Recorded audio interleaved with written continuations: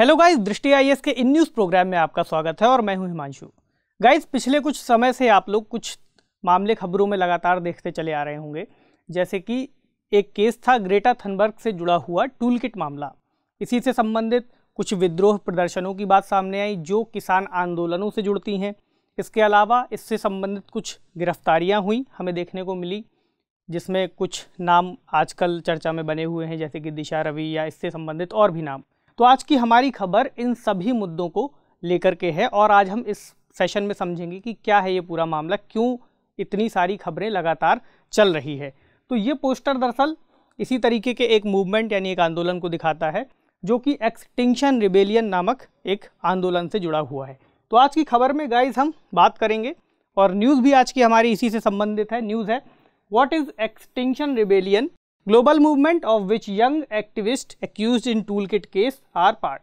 यहाँ पर toolkit case की भी यहाँ पर आज हम बातचीत करेंगे इस पूरे सेशन में कि क्या है। तो सबसे पहले आगे बढ़ते हुए हम एक बार डायमेंशंस देख लेते हैं। तो बात करेंगे हम सबसे पहले कि एक्सटिंक्शन रिबेलियन, जिसे एक्सआर भी कहते हैं, ये क्या है, आराम से समझेंगे आज के सेशन में। आगे इसमें एक जिक्र आया है नेट ज़ीरो ग्रीन हाउस गैसों के उत्सर्जन का। हालांकि कई सारे लोग इससे परिचित होंगे, लेकिन जो नहीं जानते हैं वो आज यहाँ पर हम डिस्कस करेंगे तो समझ जाएंगे। इसका भारत से क्या जुड़ाव हो सकता है, ये एक इम्पॉर्टेंट डायमेंशन है इस न्यूज़ का कि इस रिबेलियन वाले जो पूरा आंदोलन है इसका भारत से कैसे जुड़ाव होगा। इसके अलावा जो टूल किट शब्द चर्चा में काफ़ी समय से बना हुआ है, ग्रेटा थनबर्ग का टूल किट, आंदोलनकारियों का टूल किट, क्या है टूल किट, ये समझेंगे आज हम। इसके अलावा इससे इस तरह के आंदोलन के क्या बेनिफिट्स हैं, क्या चैलेंजेस हैं, और एक सवाल जिसके थ्रू हम आगे बढ़ेंगे। तो गाइज़, ये आज का जो टॉपिक है वो प्रीलिम्स के पॉइंट ऑफ व्यू से तो इम्पॉर्टेंट है ही, साथ ही मेंस में भी ऐसा कोई प्रश्न बन सकता है। ये मेंस में जीएस पेपर 3 से ज़्यादा रिलेट करता है, तो आप इसको ऐसे समझेंगे। और हम बात करते हैं एक्सटिंक्शन रिबेलियन की, जिसे एक्सआर भी कहा जाता है। गाइज़, ये क्या है एक्सटिंक्शन रिबेलियन? देखिए, ये पर्यावरण और जलवायु परिवर्तन से जुड़ा हुआ एक आंदोलन है, जिसके अंतर्गत एक वैश्विक आंदोलन है जिसको एक्सआर के रूप में भी जाना जाता है। इस आंदोलन की हम यहाँ पर कुछ खासियतों के बारे में बात करते हैं, जैसे कि यह एक आंदोलन जो है ये एक विकेंद्रीकृत आंदोलन है, यानी इसका कोई एक सेंटर नहीं है कि कहाँ से शुरू होगा कहाँ पे ख़त्म होगा, इस तरीके से नहीं, कहीं पर भी शुरू हो सकता है। दूसरा, अंतर्राष्ट्रीय है। और तीसरा, राजनीतिक रूप से गैर पक्षपातपूर्ण है, यानी किसी भी राजनीति या राजनीतिक पार्टी से जुड़ाव नहीं रखता है और अपने आप में राजनीति से तटस्थ होते हुए काम करेगा। ये आंदोलन, इसकी प्रकृति की बात करें तो गैर हिंसक, प्रत्यक्ष कार्यवाही और सविनय अवज्ञा के जरिए सरकारों को जलवायु और पारिस्थितिक आपातकाल पर उचित कार्रवाई करने के लिए सहमत करता है।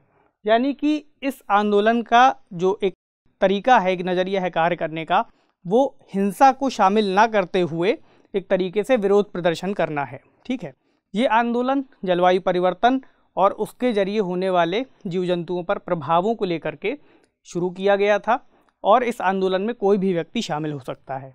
ठीक है, इस आंदोलन में अभी जो गिरफ्तारियों की हमने जिक्र किया, उसमें एक गिरफ्तारी निकिता जेकब की भी हुई थी, जिन्होंने इस आंदोलन के संबंध में अपनी पिटीशन में एक बात कही है। इन्होंने कहा है कि वे इस समूह के सदस्य हैं और यह एक स्वयंसेवक आंदोलन है जो दुनिया भर में विभिन्न पर्यावरणीय संकटों और चिंताओं के बारे में जागरूकता पैदा करने में मदद करता है। इसके अलावा यह अहिंसक साधनों के साथ दुनिया में वर्तमान प्रणाली और संरचना में सकारात्मक बदलाव लाने में भी सहायता करता है। तो ऐसा उन्होंने अपनी पिटीशन में कहा है। दरअसल पिछले कुछ दिनों दिशा रवि या ऐसी कार्यकर्ताओं को लेकर के गिरफ्तारियां हुई थी, जिसके बाद इन्होंने अपना पक्ष साफ किया है। अभी आगे हम इनके बारे में बात करेंगे कि क्या कारण था, क्यों गिरफ्तारी हुई थी। ठीक है गाइज, तो अब हम बात करते हैं इसके लोगो को लेकर के, ये बहुत इंपॉर्टेंट है। देखिए गाइज, एक्सटिंक्शन रिबेलियन का जो लोगो है वो एक्स आकार का है।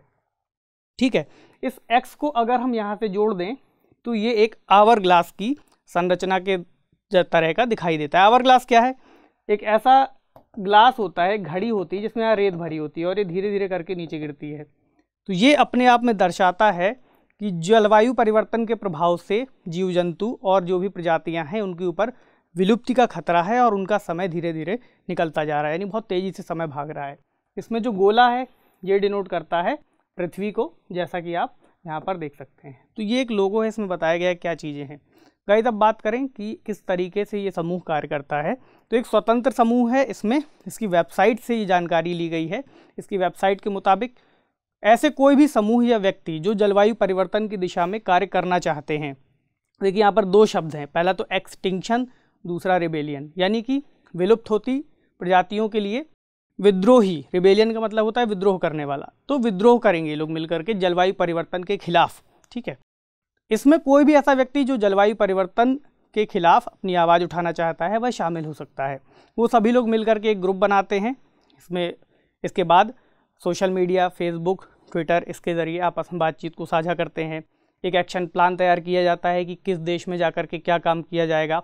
वर्तमान समय में अगर हम बात करें तो भारत को मिलाकर के लगभग 75 देशों में ये समूह कार्यरत है, जिसमें कि हम बात करें London, United states of America या फिर ऑस्ट्रेलिया या न्यूजीलैंड, बहुत सारे देशों में ये शामिल हैं और अपनी इस तरीके से आवाज़ उठा रहे हैं। अब हम आगे बढ़ते हैं और देखते हैं कि इसकी शुरुआत कैसे हुई। तो गाइस इसकी शुरुआत 31 अक्टूबर 2018 को जब यूनाइटेड किंगडम में IPCC यानी inter governmental panel on climate change, ये UN की एक संस्था है जो जलवायु परिवर्तन के ऊपर रिपोर्ट जारी करती है। तो इसकी एक रिपोर्ट सामने आई थी जिसके ऊपर कुछ प्रदर्शनकारियों ने अपना विरोध दर्ज कराते हुए प्रतिक्रिया दी। तो प्रतिक्रिया आ गई। तो ऐसा क्या था उस रिपोर्ट में? दरअसल उस रिपोर्ट में बताया गया था, बहुत ही इंपॉर्टेंट रिपोर्ट थी यह जलवायु परिवर्तन से रिलेटेड। इसमें कहा गया था कि हमारे पास विनाशकारी जलवायु परिवर्तन को रोकने के लिए केवल 12 साल हैं और हमारी समझ है कि हम छठे मास एक्सटिंक्शन की घटना में प्रवेश कर चुके हैं।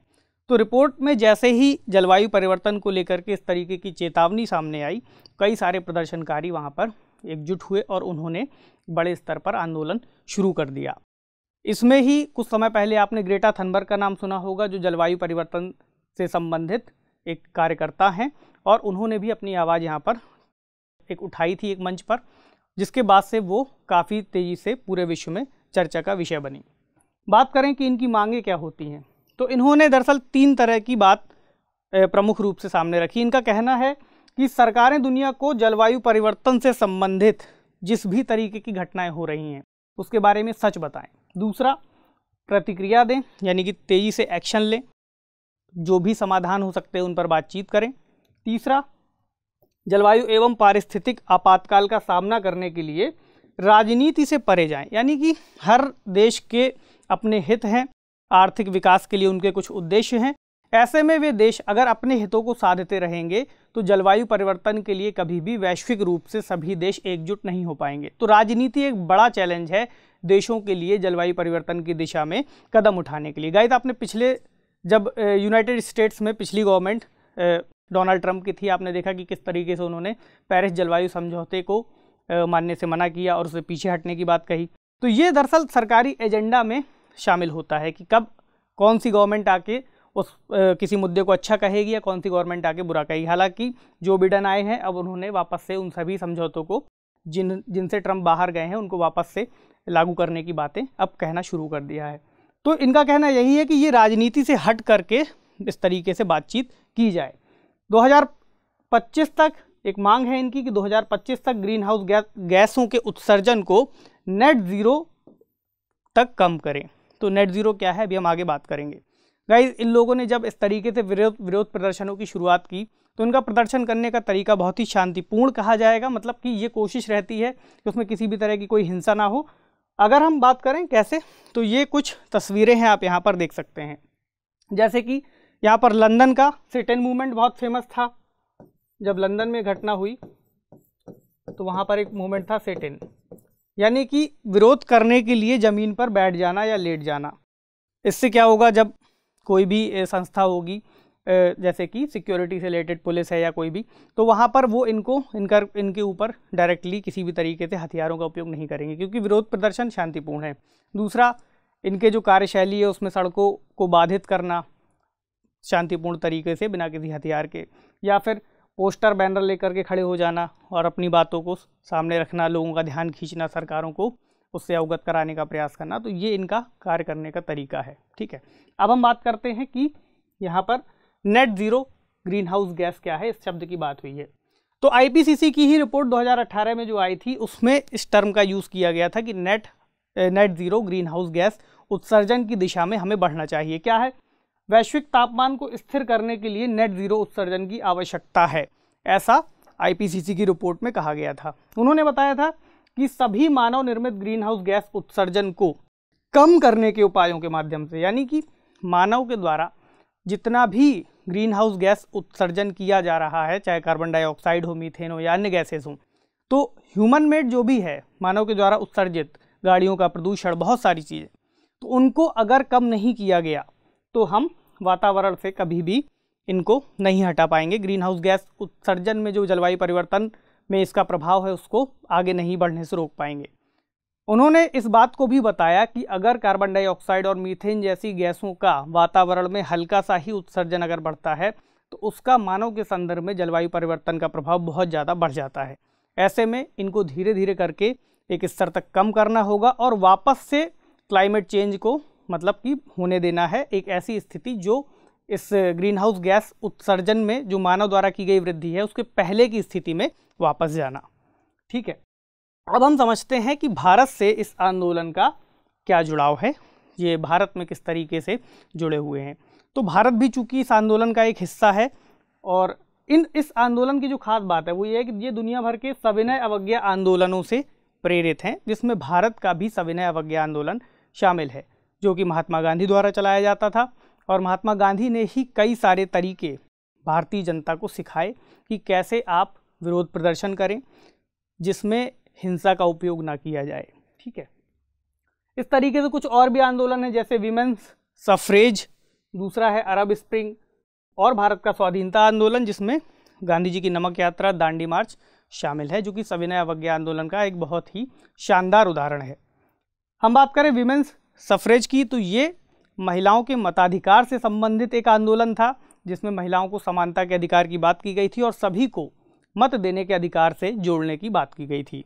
आप कमेंट सेक्शन में बताइए कि अरब स्प्रिंग आंदोलन क्या है। ठीक है, अगर हम एक्सआर की वेबसाइट को देखें, इसको दरअसल एक्सआर बोलते हैं, एक्सटिंक्शन रिबेलियन, तो इसकी वेबसाइट के मुताबिक भारत में लगभग इसके 19 समूह हैं जो मुंबई, पुणे, दिल्ली, हैदराबाद, बेंगलुरु, कोलकाता, चेन्नई, गोवा, ओडिशा, उत्तर प्रदेश, मध्य प्रदेश, असम और केरल जैसे राज्यों में सक्रिय हैं। इसके अलावा इनका एक और युवा समूह है जो नागपुर में सक्रिय है।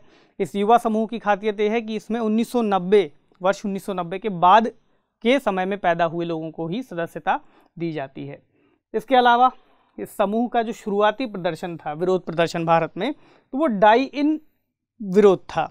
डाई इन नाम से एक विरोध उन्होंने किया था मुंबई के बांद्रा इलाके में।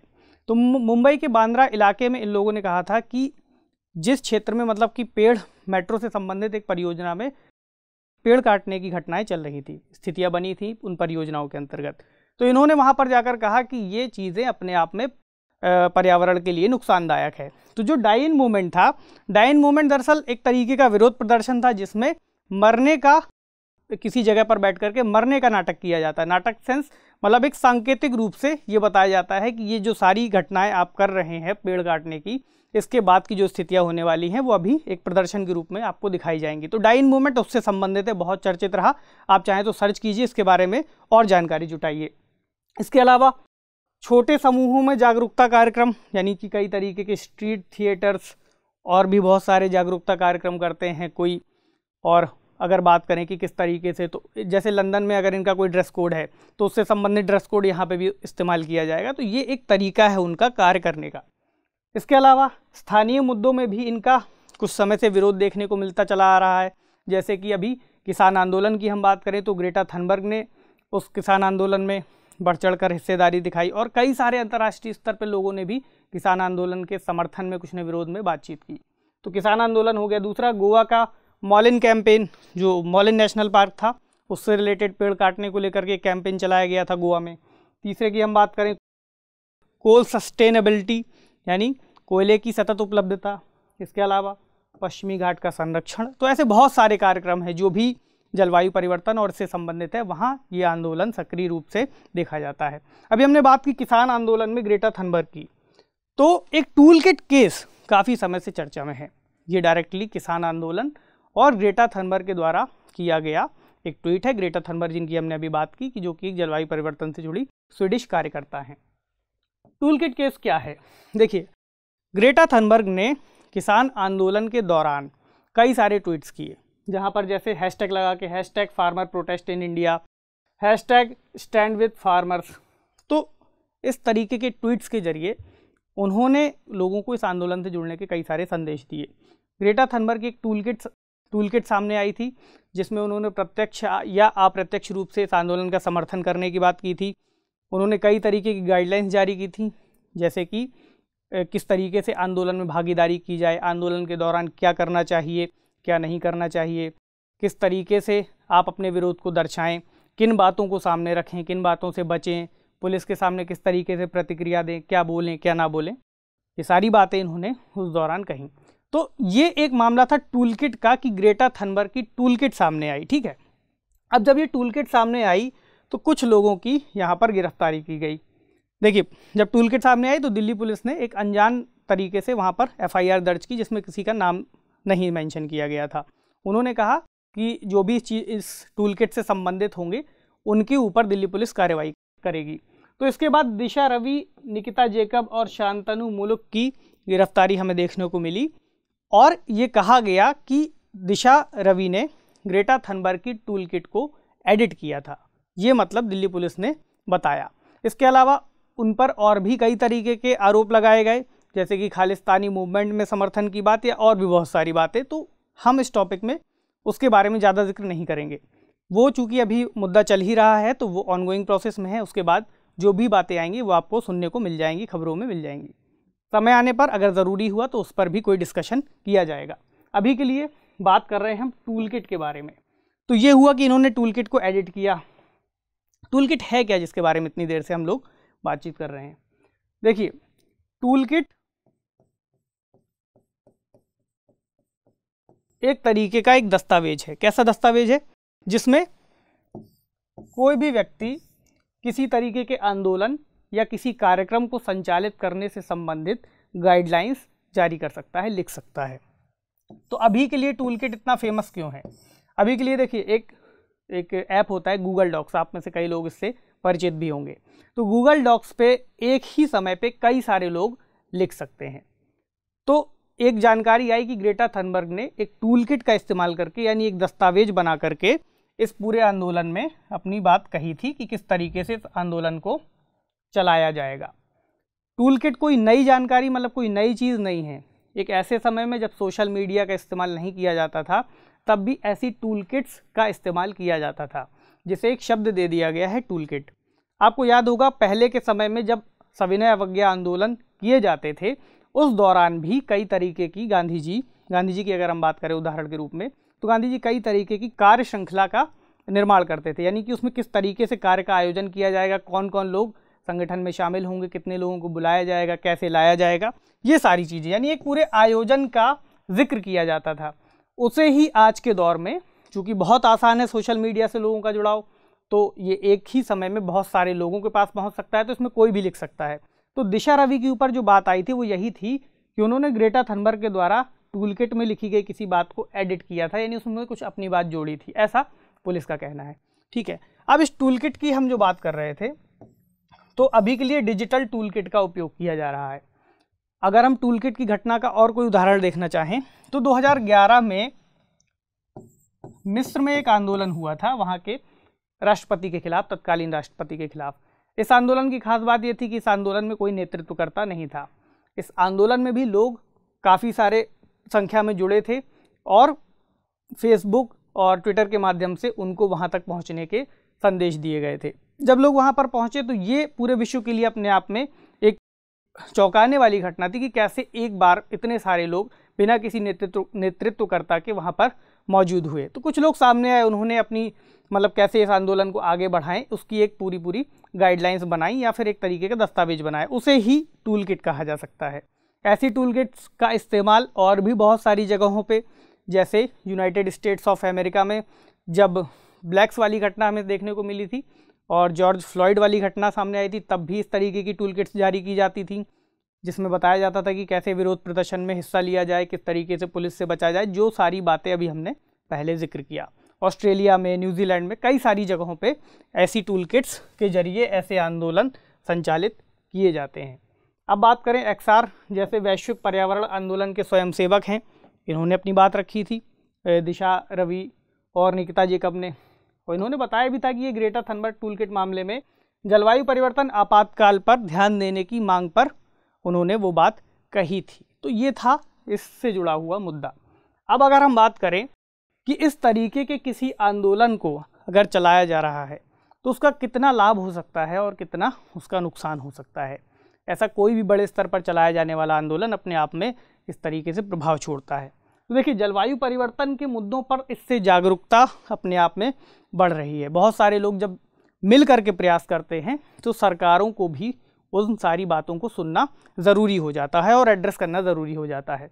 इसी तरीके से नागरिक सशक्तिकरण की दिशा में एक प्रयास के रूप में इसे देखा जा सकता है कि लोग सक्रिय रूप से भागीदारी कर रहे हैं और सरकार पर दबाव बनाने का प्रयास कर रहे हैं। दबाव भी एक पॉजिटिव चीज़ में और सविनय अवज्ञा या फिर एक तरीके से कहें गैर हिंसक आंदोलन के जरिए। तो दबाव समूह के लिए गाइडलाइन के रूप में भी काम कर रहा है कि लोग मिलजुल करके एक पूरी प्रक्रिया को कैसे चलाया जाए, तो इसके बारे में बात कर रहे हैं। तो ये कुछ मामलों में सकारात्मक हो सकता है। कई सारे पॉइंट्स और भी इसमें जोड़े जा सकते हैं। अगर हम कहें इसके नुकसान क्या हैं, तो नुकसान सबसे पहले तो ये कि एक निश्चित नेतृत्व या समन्वय की कमी इसमें अक्सर देखने को मिलती है। देखिए, कोई भी गैदरिंग अगर बहुत बड़े स्तर पर होगी, उसमें बहुत सारे लोग शामिल होंगे, बहुत बड़ा समूह होगा, तो अपने आप में कुछ विद्रोही हो सकते हैं, कुछ उपद्रवी लोग हो सकते हैं।